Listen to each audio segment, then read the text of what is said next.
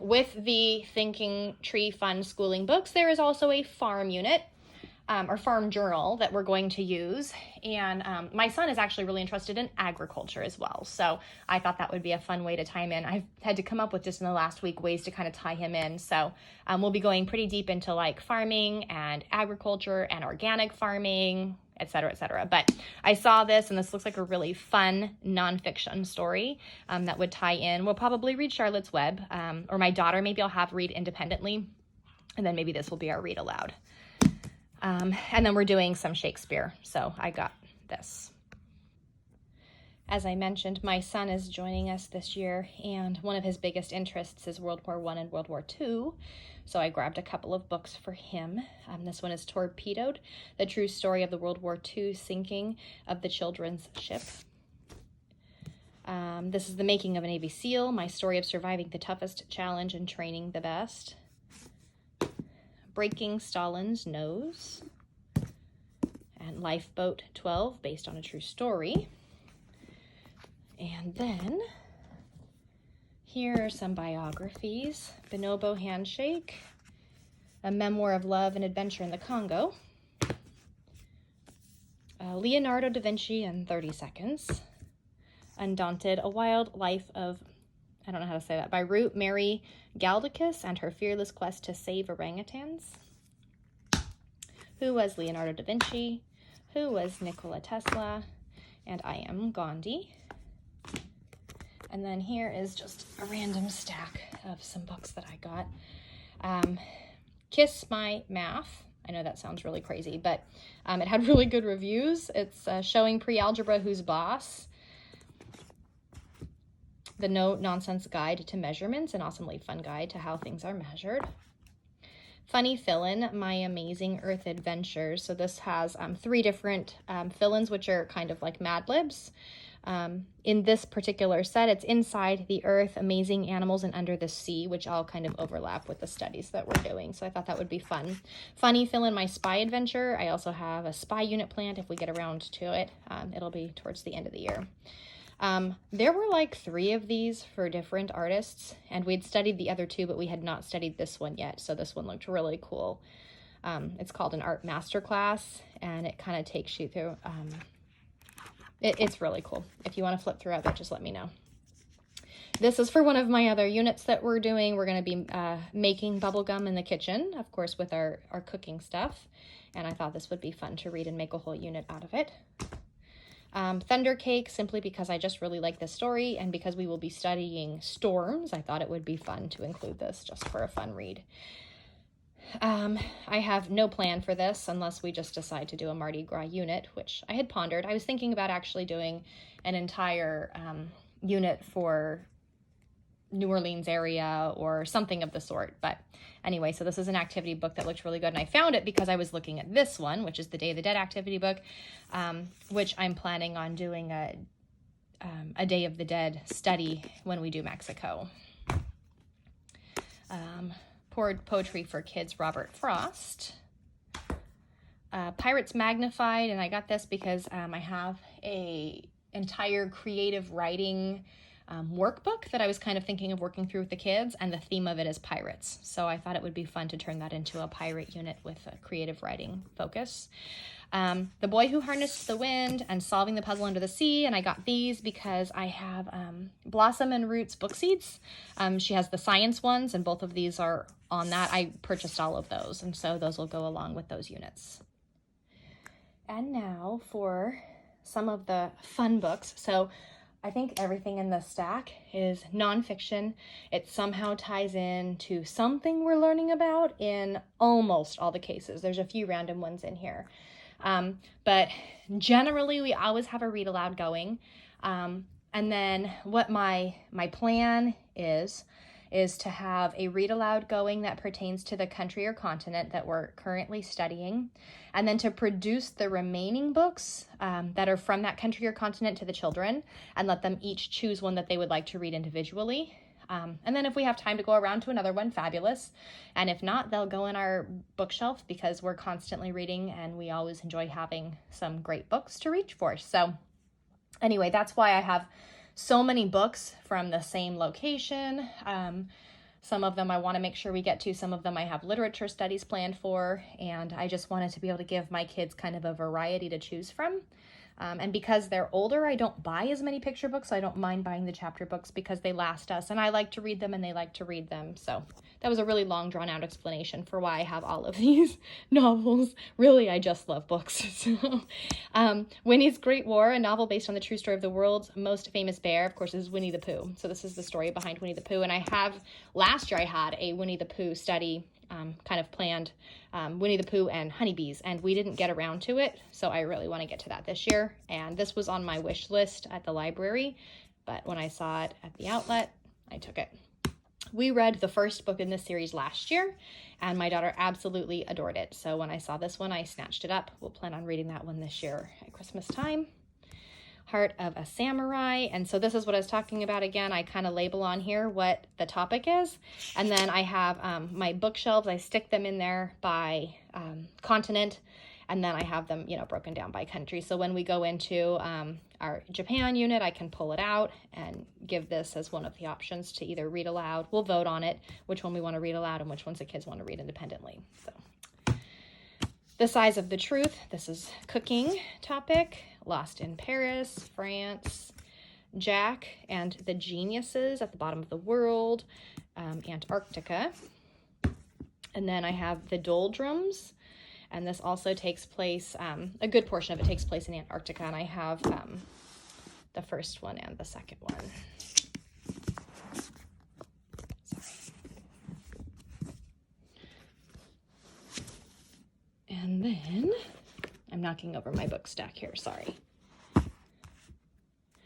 Then we have The Year of the Panda, China, and it can go with a panda study for endangered animals. The Vanishing Island, Volume 1, The Dragon's Gate, Volume 2, so these go together, also China. The Upstairs Room takes place in the Netherlands during World War II, again, my son's interest. The Doll Maker of, is it Krakow? I apologize if I'm not pronouncing that right, it takes place in Poland. We Dine with Cannibals, takes place in the Amazon. Running on the Roof of the World, China, Tibet. The Emperor's Riddle, also China. Emily Out of Focus, also China. This one actually looked really interesting. It also has to do with adoption, adopting out of the country and acceptance and stuff like that. So I really liked the storyline behind that one. Alabama Moon is just one that's been on my wish list for my son. It's also a movie. I think he would really enjoy this. So we might make that one of our mother-son read-alouds. We also do read-alouds together as a family, and then I tend to do like one with my daughter occasionally, one with just my son occasionally, just for that one-on-one time. Jake and Lily, I actually just got this for one because my son's name is Jake, and he has a friend named Lily, and I thought it was really cute. They happen to be twins in the story, and it's told from both perspectives. And then he also really likes Jerry Spinelli. The World Ends in April. Sometimes middle school is scarier than an asteroid. It's talking about the end of the world. Journey to Joburg, A South African Story. The Problem Children. The Color of My Words takes place in the Dominican Republic. Dragon Wings, Chinese and America. Lion, A Long Way Home, Australia and India. Close to Famous, baking topic. The Elephant's Tail, Africa and Endangered Animals again. The Island at the End of Everything, the Pacific Islands. Amal and Bound, Pakistan. I Am Malala, Pakistan. Hunger, Ireland. Lulu and P in the Mural Mystery. This goes along with the Day of the Dead. The Year of Miss Agnes, Alaska. Everlasting Nora, Philippines. Homeless Bird, India. Escape from Aleppo, Syria. Sadako and the Thousand Paper Cranes. I haven't written on these ones yet, but this one is China. Eye of the Storm, Bright Lightning, Dark Secrets, Who Can't Stop the Biggest Storm Yet. I thought this would be good for when we're looking at natural disasters. Baboon, a novel. The Distance Between Us, the young reader's version. Steph Soto, Taco Queen. I thought that would be fun for the money and working entrepreneurship. Banner in the Sky. The Endless Step. My Family Divided. How to Make Friends with the Sea, North to Benjamin, and I have Julie and the Wolves, so this is the second book in the series. Whoops, and it toppled. Okay, we're gonna go this way. The Simple Art of Flying, which was on my wish list just because.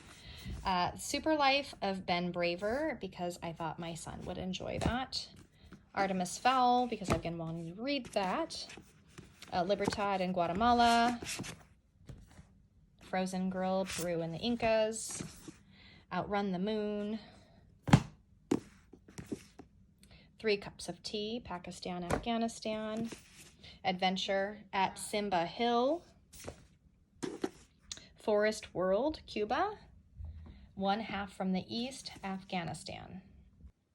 And this is my mommy stack. I don't try to buy too many for myself. I usually get a lot at the library because I can read through them faster and more consistently. You know, with school, you just never know what's going to happen. But I also try to kind of read in the vein of whatever we're studying, but at a higher level. And so some of these kind of overlap with some of the studies we're doing, as you'll see. So this one's called Safari. It's a memoir of a worldwide travel pioneer. This one is a novel, The Garden of Small Beginnings, and I got it because Abby Waxman wrote a book last year at the beginning of the year that was called Other People's Houses, and it was one of the few books that I have read and literally just laughed out loud. And so I know nothing about this except that I really enjoyed her writing style, so I got it as a novel to read. This one is The Swedish Art of Living a Balanced, Happy Life. I just thought it would be something kind of positive to read, maybe on quiet mornings with a cup of coffee before the kids get moving. Resurrection Science, Conservation, De-extinction, and the Precarious Future of Wild Things. Of course, she's doing, you know, extinct and endangered animals, so I thought this would be interesting. Cultured, How Ancient Foods Can Feed Our Microbiome. We've been doing a lot of like gut healing, etc. I have a lot of books that pertain to that, so that's why I got this. And because it was ancient foods, I thought it might be interesting and I could tie in a couple chapters here and there to her ancient history study. Living Downstream, an ecologist's personal investigation of cancer and the environment. Always a fascinating topic for me. The Truth About Animals, Stoned Sloths, Lovelorn Hippos, and Other Tales from the Wild Side of Wildlife. I simply thought this looked really funny and it had interesting reviews, and she's learning a lot about, you know, wildlife. So thought that would be an interesting one. And Raised by Animals, the surprising new science of animal family dynamics with try-at-home lessons from the wild. And that one talks about kind of how the wild raise their animals and how we can kind of overlap some of those concepts with our children. I have no idea yet what I think of it, but I'll let you know after I read it. And finally, we come to my last stack of goodies, and these are the things that were not books, but I got this to go with our, you know, government politics, America elections unit. This to go with our Africa unit. We are studying the Civil War, so we were supposed to get to it last year. We did not. I have a whole unit put together for Civil War and the Underground Railroad, and turns out for 8th grade, I guess that's one of the suggested topics for my son as well. So we're actually going to start our year with what was supposed to be our last topic last year. So I went ahead and got this because I didn't have that before. The mummies to go with our Egypt stuff. And then I got this Simply Sushi set, which is pretty cool, but now I'm going to have to buy a few more chopsticks if my son is going to join us. And I realized there was only one in here, but it literally comes with a little bamboo roller thing, some instructions, some chopsticks. And I thought that would be fun.